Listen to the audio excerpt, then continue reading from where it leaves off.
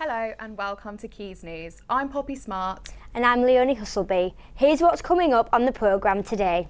Salford-born football commentator John Motson has died at the age of 77.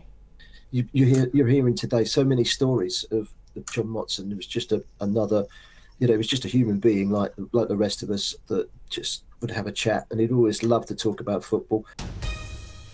Manchester Museum has reopened its doors after being closed for 18 months. Today there are long queues filled with history-hungry visitors eager to get a glimpse of the £15 million refurbishment.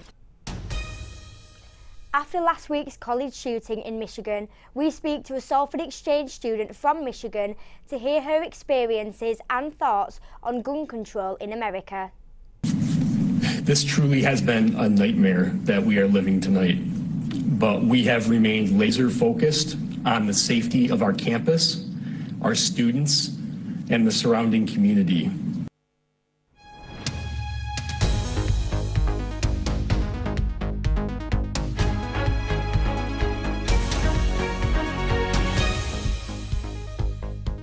Football commentator John Motson has passed away this morning at the age of 77. In a career spanning over 50 years, Motson was regarded by many as one of the best in the business. Our reporter, Lewis Henderson, has reflected on his career. It is! The crazy gang have beaten the Culture Club. Born in Salford in 1945, John Motson enjoyed a career over 50 years in broadcasting. His commentary debut was in 1969 and he became a regular on Match of the Day in 1971, where other commentators in the industry admired him. I've met him a few times, fleetingly. I've not. A lot of people say I've had long conversations with him, but every time I've met him, it's usually at a football match where we're both working. So we knew of one another and always acknowledged one another. And he did very kindly send when I got married in 2010, he very kindly sent a message that was read out to everyone, and that meant a lot to me because he's one of my heroes. And what made him such a good commentator? What kind of style did he have? Well, I think you look back to the early 70s when John came to prominence. He was thrown in at the deep end. Back then, it's not like today. People are trained up. University, college, everything. There's so much football for everyone. Even on YouTube to commentate on. Back then, he wasn't really a commentator. He was a bit of a broadcaster, a newsreader. He was working in a local paper, and this come across. Hereford were playing. Was it Newcastle in the FA Cup, and that goal, and it was right place, right time. Back then, commentators were. There was 3 or 4. That was it.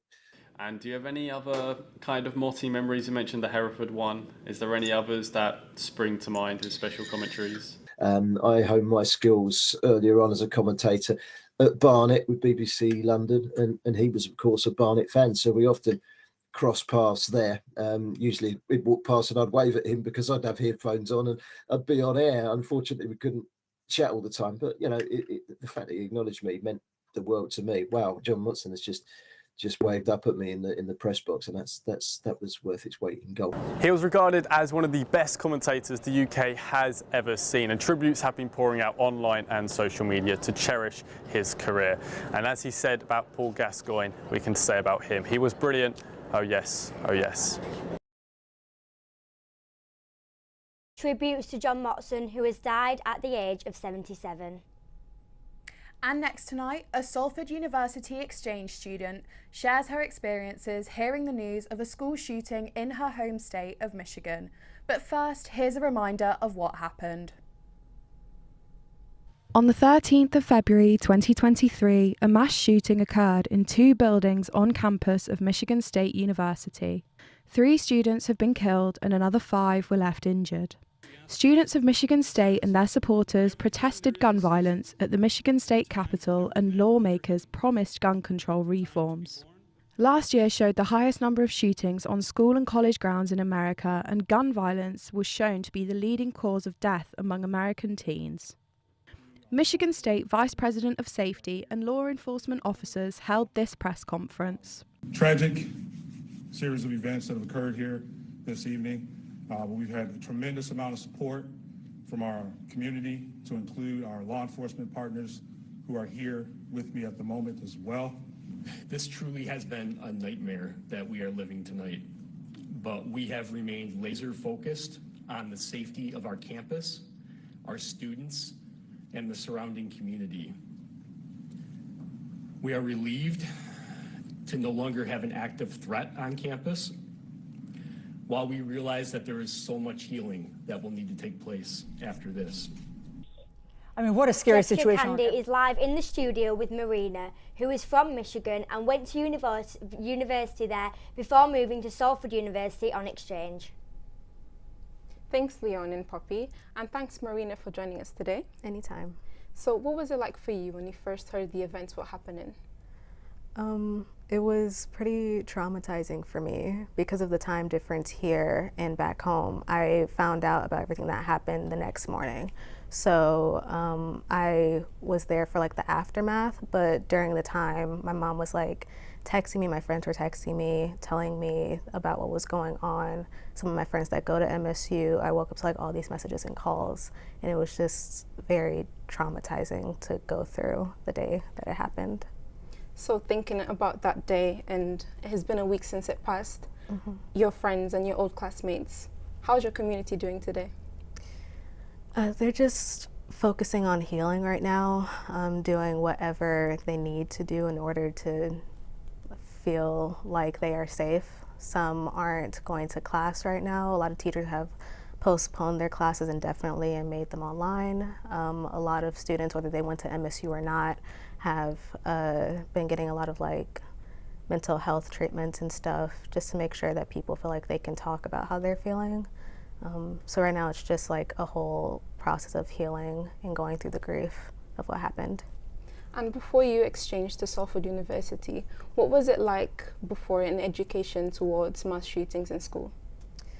Well, I was educated about it at a young age because in the US you have to go through lockdown drills.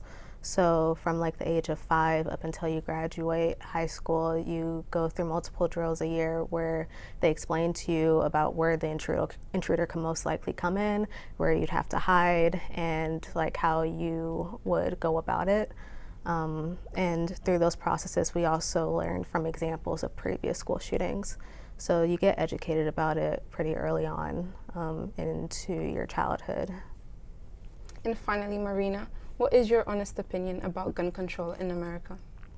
I think that gun control should have been enforced a long time ago.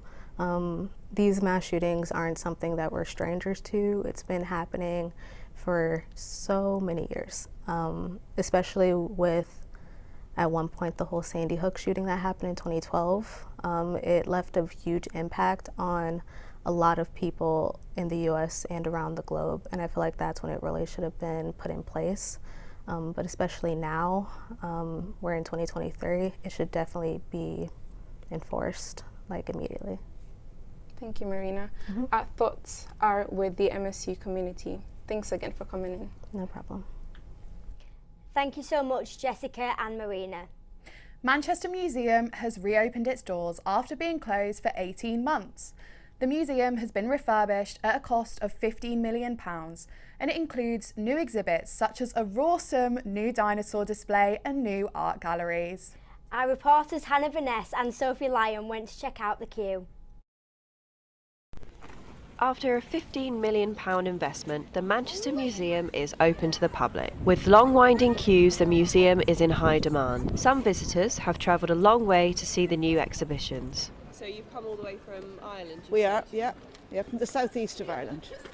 So we're here to bring our 2 grandchildren to see the museum, which is newly opened. We gather after some renovations. We heard that the museum had opened last week, so we're from Liverpool, so we go normally the Liverpool Museum, so we thought we'd try this for a change. The queue's been really long, so did that put you off going in? No, to be honest, it made me a little bit more excited because it gave me more anticipation. Well, I suppose we said we'd give it half an hour and see how far we get.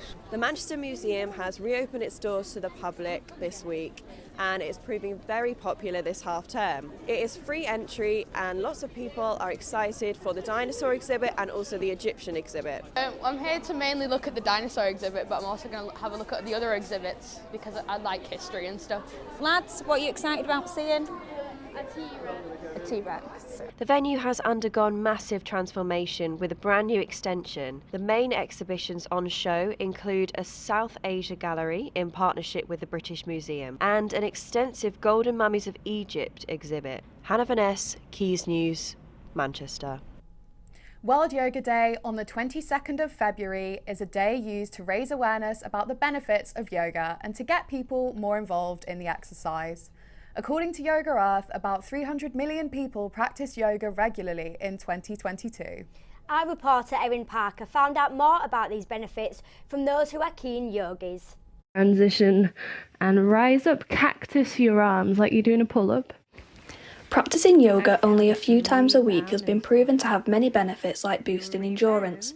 Julie Downing started yoga a year ago and has already noticed some of these benefits. A lot more flexible, I feel a lot more relaxed within work and within the family, and my posture's a lot better.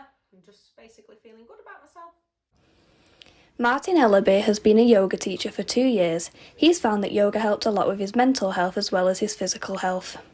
I was going through some pretty tough times as I started getting into yoga. I found yoga to be a great way to just get on the mat, focus on my breath, and it was a really nice way of trying to level things out and make me be able to deal with troubles in my life just through focusing on breath work, which is just one aspect of yoga. So I would say that the unique thing about yoga is the benefits of your mental health as well, really. There are many different types of yoga, from hot yoga to puppy yoga, that can be done by everyone no matter their ability to help improve their health.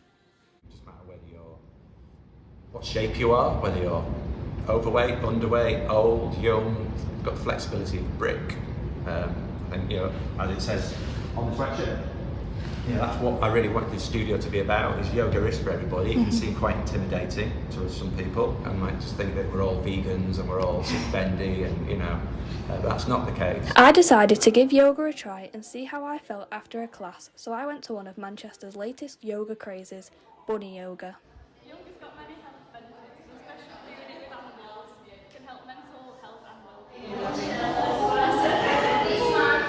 The rabbits were a bit shy, so hid in the corner for most of the yoga, but the social time before and after the session to spend time with the rabbits helped me feel even more relaxed. Erin Parker, Quays News.